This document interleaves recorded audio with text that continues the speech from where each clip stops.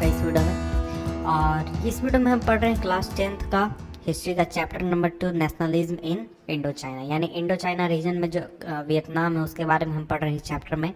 और यह topic number 5। तो आइए हम आगे पढ़ते हैं और पढ़ते हैं इस टॉपिक को। 5 number topic, the vision of modernization. तो देखिए, एक डिबेट जो है वो इंडिया में भी आज भी चलता है, पहले भी चलता था, और वियतनाम में भी आज भी चलता है और पहले भी चला करता था कि आखिर जो मॉडर्न होने का जो एक तरीके से तरीका है वो क्या है, यानी विकसित होने का, विकास करने का जो तरीका है वो क्या है। क्या विकास के लिए हमें अपने देश को विकास करना चाहिए, अपने पुराने कल्चर को ही अपनाना चाहिए, या फिर हमें वेस्टर्न स्टाइल में ढल जाना चाहिए और वेस्टर्न सिस्टम को फॉलो करना चाहिए। तो ये जो चीज़ है, ये एक तरीके से जो आज़ादी के लिए मूवमेंट हो रही थी वियतनाम में, उस दौरान में काफ़ी ज़्यादा इस पर डिस्कशन हो रहे थे, काफ़ी ज़्यादा इस चीज़ पर डिबेट हो रहे थे। French colonialism was registered eight many levels and in various forms. तो फ्रेंच कॉलोनियलिज्म जो थी उसका बहुत स्तर पर विरोध हो रहा था और बहुत अलग अलग तरीके से विरोध चल रहा था। But all nationalists had to grapple with one set of questions, what was it to be a modern, what was it to be nationalist. लेकिन जितने भी आपके देशभक्त लोग थे या फिर जो नेशनलिस्ट लोग थे, उन सभी लोगों को एक क्वेश्चन सामने आ रहा था उनके, और उसका एक उन्हें जवाब सोचना पड़ रहा था या फिर देना पड़ रहा था कि आखिर मॉडर्न होना आखिर है क्या, आखिर नेशनलिस्ट होना क्या है, और किस तरह से आदमी मॉडर्न खुद को कह सकता है। In order to be modern, was it necessary to regard tradition as backward and reject all earlier ideas and social practices? तो क्या मॉडर्न होने के लिए हमें पुराने सारे आइडियाज़ को छोड़ना पड़ेगा, सारे पुराने हमारे जो सोशल प्रैक्टिसेस, हमारा जो ट्रेडिशन है उन्हें छोड़ना पड़ेगा? Was it necessary to consider the West as a symbol of development and civilization and try and copy the West? और क्या ये ज़रूरी है कि हम खुद को डेवलप करने के लिए या फिर डेवलपमेंट का आइडियल के रूप में जो वेस्ट के कंट्रीज़ हैं उनको एक तरीके से फॉलो करें और उनके ही पाथ पर चलें, उनका जो डेवलपमेंट और सिविलाइजेशन का स्टाइल है उसी को हम फॉलो करें, और उन्हें एक तरीके से हम उन डेवलपमेंट का सिंबल के रूप में देखें, यानी यूरोप को हम डेवलपमेंट का सिंबल के रूप में देखें। इस तरीके की बातें चल रही थी कि हमें ऐसा करना चाहिए या फिर नहीं करना चाहिए। क्या हमारे खुद का जो सिविलाइजेशन उसे हमें एक तरीके से बढ़ावा देना चाहिए, या फिर हमें वेस्ट से कुछ सीखना चाहिए मॉडर्न कहलाने के लिए या फिर मॉडर्न होने के लिए।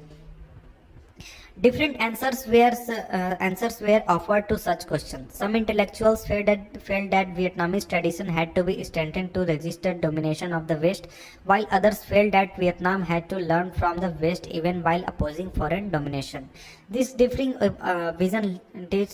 visions led to complex debates which could not be easily resolved. तो देखिए, ये जो अलग अलग क्वेश्चंस थे, इन सभी क्वेश्चंस के बहुत अलग अलग तरह के आंसर आ रहे थे कि क्या होना चाहिए, क्या नहीं होना चाहिए। कुछ लोगों का मानना था, कुछ जो इंटेलेक्चुअल्स थे उनका मानना था कि हमें वियतनामीज ट्रेडिशन को बढ़ावा देना चाहिए, वियतनामीज कल्चर को बढ़ावा देना चाहिए, ताकि हम एक तरीके से जो फ्रेंच लोग हैं उनका एक तरीके से विरोध कर सकें, उनका सही तरीके से हम विरोध इसी तरीके से कर सकते हैं। लेकिन जो दूसरे इंटेलेक्चुअल्स थे उनका मानना था कि वियतनाम जो है उसको वेस्ट से कुछ सीखना पड़ेगा, और वेस्ट से एक तरीके से जो अच्छी चीज़ें हमें सीखना पड़ेगा, लेकिन इसके साथ साथ जो फॉरेन डोमिनेशन है इसका हमें विरोध भी करना पड़ेगा, और इस तरीके से हम अच्छी तरह से विरोध कर सकते हैं और अच्छी तरह से अपने देश को इस्टेब्लिश कर सकते हैं। तो ये जो अलग अलग विजन्स थे, अलग अलग जो एक दूसरे से टकराते हुए विजन्स थे, इन सभी विजन्स ने एक बहुत ही कॉम्प्लेक्स डिबेट्स को जन्म दिया, जो कि बहुत आसानी से सॉल्व होने वाला नहीं था।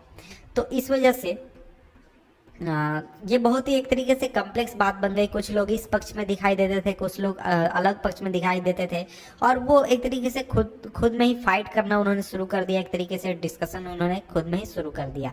इन the late 19th century, resistance to French domination was very often led by Confucian scholar activists who saw their world crumbling. तो देखिए, जो 19th सेंचुरी का अंत का समय था, उस समय में जो फ्रेंच डोमिनेशन था, यानी फ्रेंच जो कॉलोनी थी, उसका विरोध जो है उसका विरोध किया जाता था मेनली आपको कन्फ्यूशियन जो थिंकिंग थी उसको मानने वाले लोगों के द्वारा, यानी उसके जो स्कॉलर्स थे, उसके जो एक्टिविस्ट थे, उन लोगों के द्वारा। उसका रीज़न ये था कि उन लोगों को लगता था, यानी कन्फ्यूशियन लोगों को लगता था कि हमारा जो कल्चर है, हमारा जो ट्रेडिशन है, हमारा जो पूरा सोसाइटी का बनावट है, ये पूरा तबाह हो रहा है फ्रेंच लोगों की वजह से।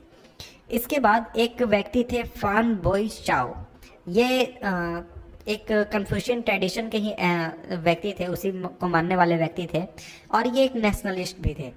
ये बहुत ही इंपॉर्टेंट एक तरीके से मेजर फिगर बन गए एंटी कॉलोनियल रेजिस्टेंस जो था उसके लिए, जब उन्होंने एक रिवॉल्यूशनरी सोसाइटी बनाई 1903 में, जिसका नाम था दोए तान हुई। इसका इन लोग का नाम भी थोड़ा अलग रहता है। और इसके ये जो रिवॉल्यूशनरी सोसाइटी इन्होंने बनाई थी, इसका हेड बनाया था उन्होंने प्रिंस गोंगडे को इस पूरे रिवॉल्यूशनरी सोसाइटी का प्रिंस बनाया था।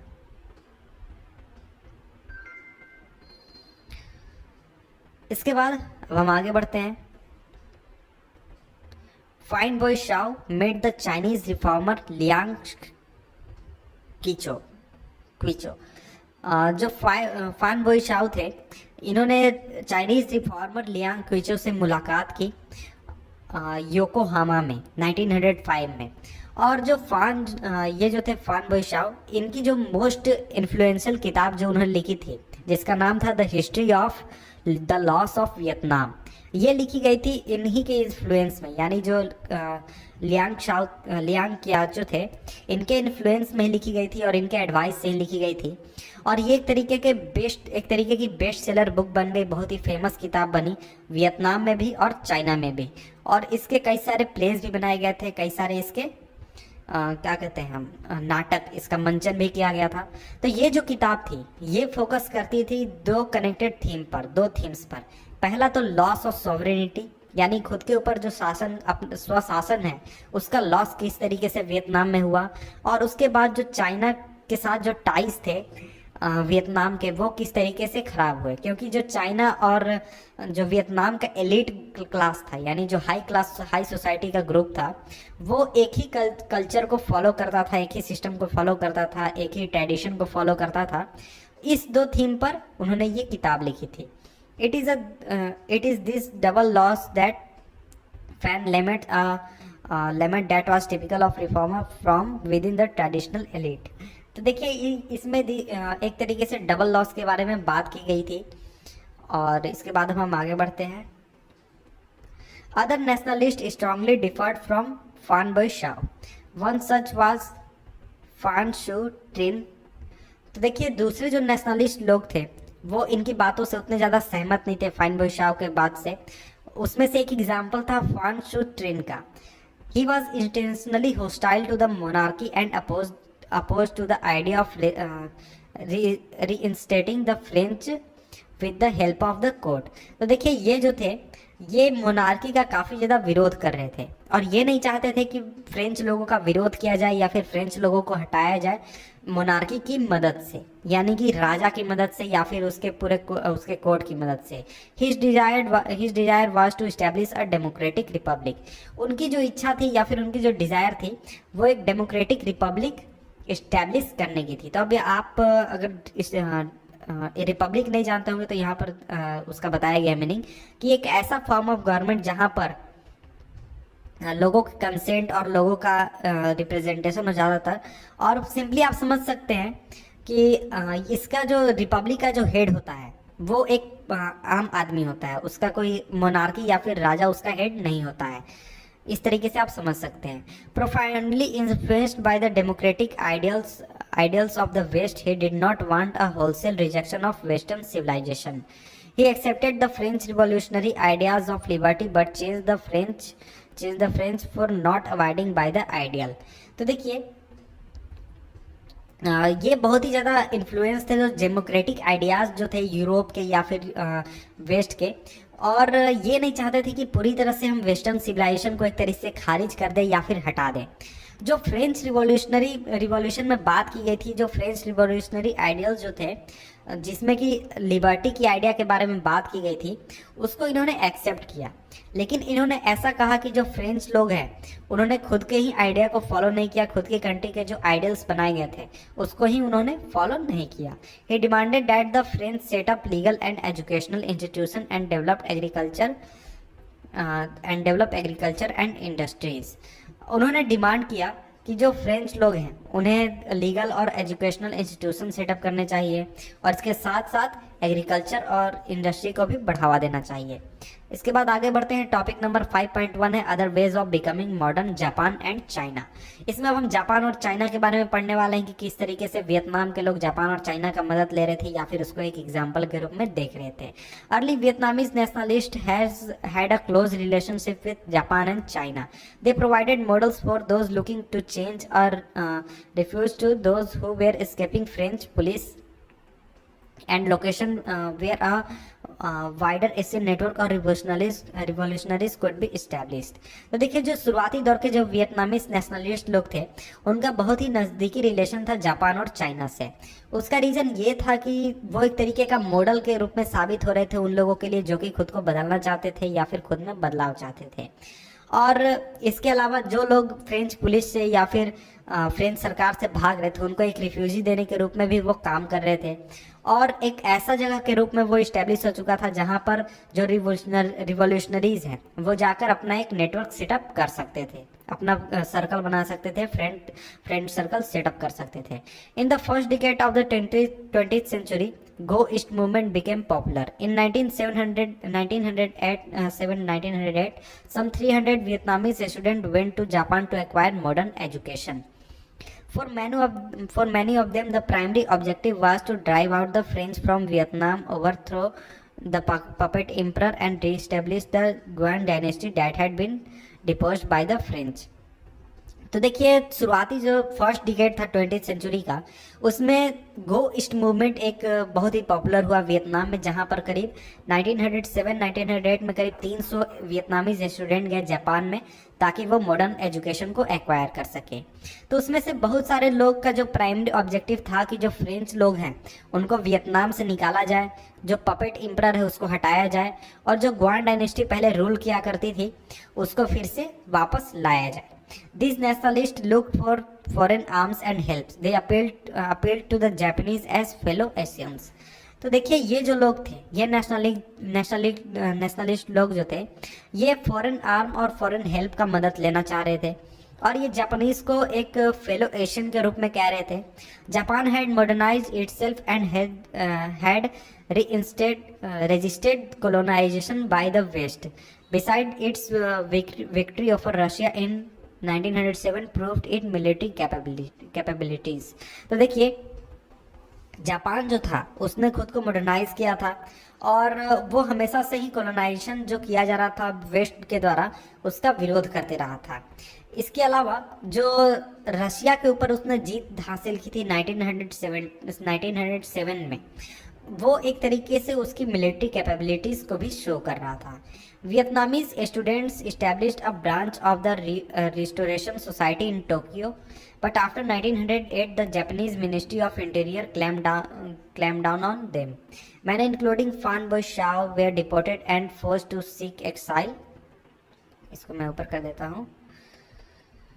to seek exile in China and Thailand. तो देखिए इसके बाद वियतनामीज स्टूडेंट जो थे उन्होंने अपना एक रिस्टोरेशन सोसाइटी इस्टेब्लिश किया, उसका एक ब्रांच इस्टेब्लिश किया टोक्यो में। लेकिन 1908 के बाद वो जो जापानीज मिनिस्ट्री थी, इंटीरियर मिनिस्ट्री, उसने उन लोगों पर एक तरीके से रोक लगा दी, उन लोगों पर पाबंदी लगा दी और इसके बाद क्या कहते हैं वियतनाम से फान बोई शाओ और उसके अलावा बहुत सारे लोगों को डिपोर्ट कर दिया गया था, यानी देश से निकाल दिया गया था और इन लोगों को फिर जाकर चाइना में या फिर थाईलैंड में जाकर शरण लेना पड़ा।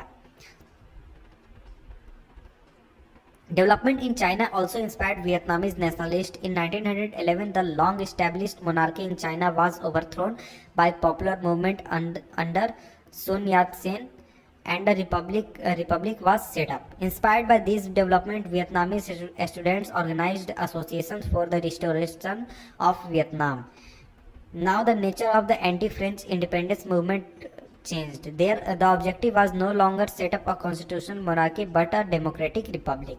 तो देखिए चाइना में जो डेवलपमेंट्स हुए उसने भी वियतनामीज नेशनलिस्ट लोगों को काफ़ी ज़्यादा एक तरीके से प्रभावित किया, काफ़ी ज़्यादा एक तरीके से उन्हें इंस्पायर किया।